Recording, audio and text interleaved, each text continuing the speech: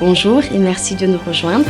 Nos perspectives porteront ce matin sur l'euro-dollar, ses évolutions récentes et son impact potentiel sur les marchés. Écoutons Thomas dans notre salle des marchés.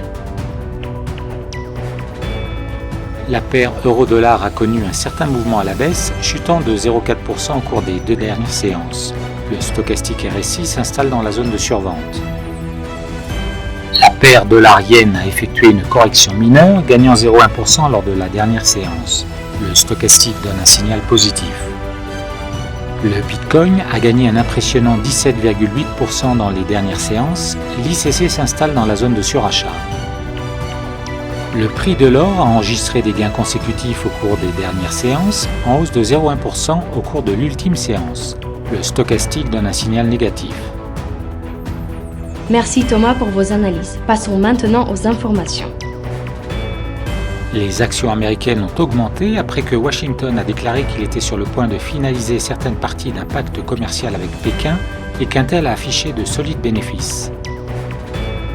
La livre sterling était une fois de plus dans les limbes, les investisseurs attendant des nouvelles de la prolongation du Brexit.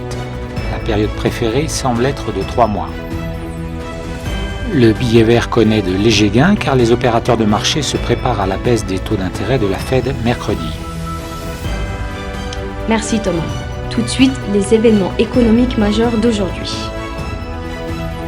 L'indice national d'activité de la Fed de Chicago sera publié à 11h30 GMT.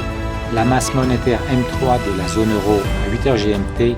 L'enquête CBI sur le commerce de distribution réalisée du Royaume-Uni à 9h GMT. Les stocks de gros des États-Unis à 11h30 GMT. La balance commerciale des biens des États-Unis à 11h30 GMT. Et l'indice des entreprises manufacturières de la fête de Dallas aux États-Unis à 13h30 GMT. Nous espérons que vous avez apprécié nos perspectives du marché d'aujourd'hui. De la part de toute l'équipe, nous vous souhaitons une journée de trading productive. N'oubliez pas de nous rejoindre la prochaine fois pour toutes nos analyses des derniers événements et nouvelles sur les marchés financiers.